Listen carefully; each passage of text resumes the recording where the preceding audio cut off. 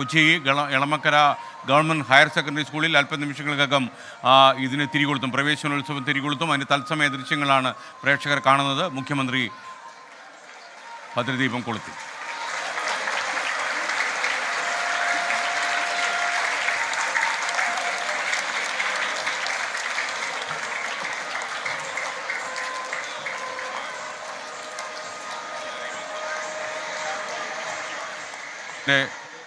ഉദ്ഘാടനം മുഖ്യമന്ത്രി പിണറായി വിജയൻ അല്പം മുമ്പ് നിർവഹിച്ചു. ഇപ്പോൾ മന്ത്രി വി ശിവൻകുട്ടിയും ഭദ്രദീപം കൊളുത്തി. മന്ത്രി പി രാജീവും ഭദ്രദീപം കൊളുത്തിയപ്പോൾ കൊച്ചി മേയർ എൻ അനിൽകുമാർ ഭദ്രദീപം കൊളുത്തുന്ന ദൃശ്യമാണ് പ്രേക്ഷകർ കാണുന്നത്. പ്രവേശനോത്സവത്തിൻ്റെ സംസ്ഥാനതല ഉദ്ഘാടനമാണ് കൊച്ചി എളമക്കര ഹയർ സെക്കൻഡറി സ്കൂളിൽ നടക്കുന്നത്. അശ്വിൻ പാലാഴി നമുക്കൊപ്പം ഈ എളമക്കര സ്കൂളിൽ നിന്ന് തത്സമയം ചേരുകയാണ്. അശ്വിൻ, TJ വിനോദ് MLA കൂടി ഭദ്രദീപം കൊളുത്തിൻ്റെ ദൃശ്യത്തിലേക്ക് നമ്മൾ കടക്കുന്നു. IB ഈഡൻ MLA ഭദ്രദീപം കൊളുത്തുന്നു. കൊച്ചിയിൽ എളമക്കര ഗവൺമെൻറ് ഹയർ സെക്കൻഡറി സ്കൂളിലെ ദൃശ്യങ്ങളാണ് കാണുന്നത്.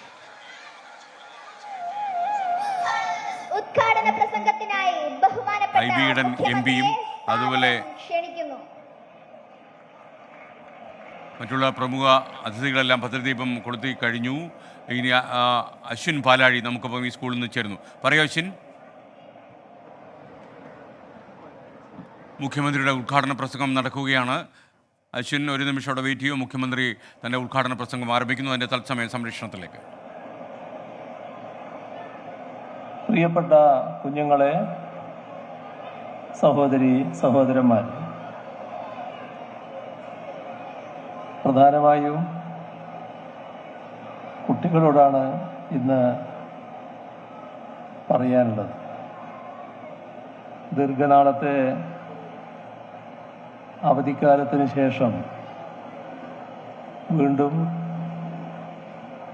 നിങ്ങൾ സ്കൂളിലേക്ക് എത്തുകയാണ്. പുതുതായി സ്കൂളിലെത്തുന്ന കുരുന്നുകളും ഈ കൂട്ടത്തിലുണ്ട്. ഈ കഴിഞ്ഞ അവധിക്കാലം വല്ലാത്ത ചൂടാണ് അനുഭവപ്പെട്ടത്. നിങ്ങളുടെ കളിക്കൊക്കെ കുറച്ച് പ്രയാസങ്ങൾ വന്നിട്ടുണ്ടാവും. അവധിക്കാലം അവസാനിക്കാറായപ്പോൾ കനത്ത മഴയും. അപ്പോൾ സാധാരണ നിലയിലുള്ള ഒരവധിക്കാലമല്ല ഇത്തവണ നിങ്ങൾക്ക് ലഭിച്ചത്. ഏതായാലും സ്കൂളിലേക്ക് എത്തുന്നത് നിറഞ്ഞ സന്തോഷത്തോടെയാണ്. ഇവിടെയും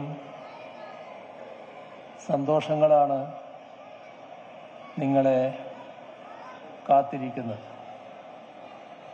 നമ്മുടെ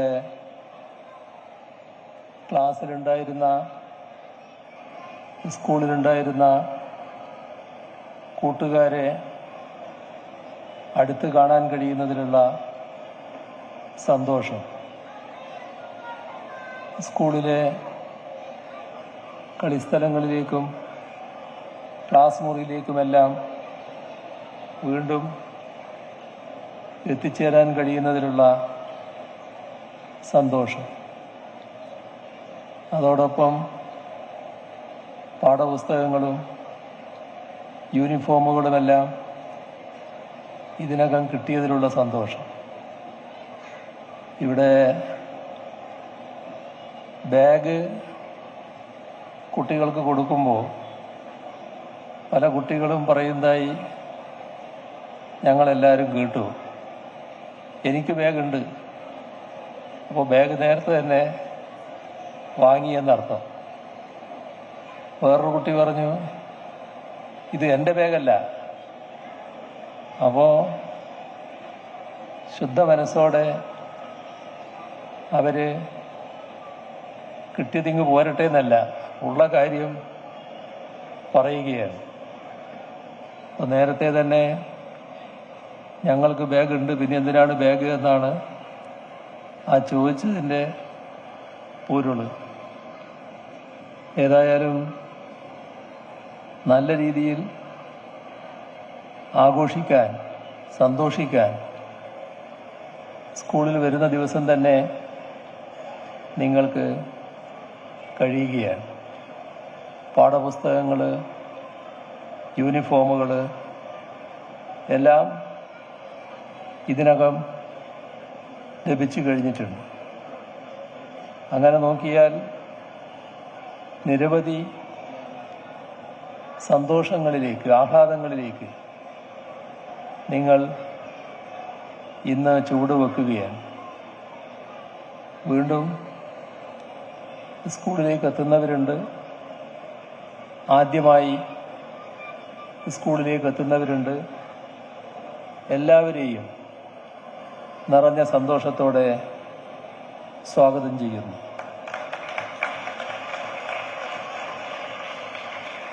നിങ്ങൾക്ക് ഇപ്പോൾ പഠിക്കുന്ന കുട്ടികൾക്ക് പലവിധ സൗകര്യങ്ങളാണ് സ്കൂളുകളിൽ ഒരുക്കിയിട്ടുള്ളത്. നിങ്ങളുടെ ക്ലാസ് മുറികൾ ഹൈടെക് ആയിരിക്കുന്നു. അതോടൊപ്പം തന്നെ റോബോട്ടിക് കിറ്റുകൾ ലഭ്യമാകുന്ന നിലയും ഉണ്ടായിരിക്കുന്നു. വിജ്ഞാനത്തിനും വിനോദത്തിനും ഒട്ടേറെ ഉപാധികളുള്ള ഇടമായാണ് സ്കൂളുകൾ ഇപ്പോൾ മാറിയിരിക്കുന്നത്.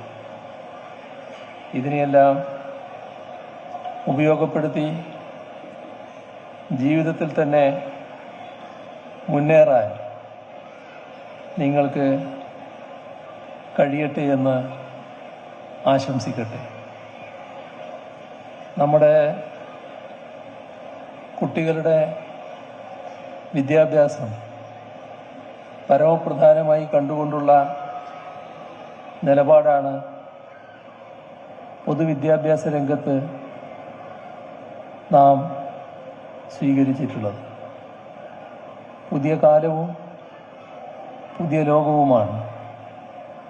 അങ്ങനെ പുതിയ കാലത്തെയും ലോകത്തെയും നേരിടാൻ നമ്മുടെ കുട്ടികൾ പ്രാപ്തരായിരിക്കണം.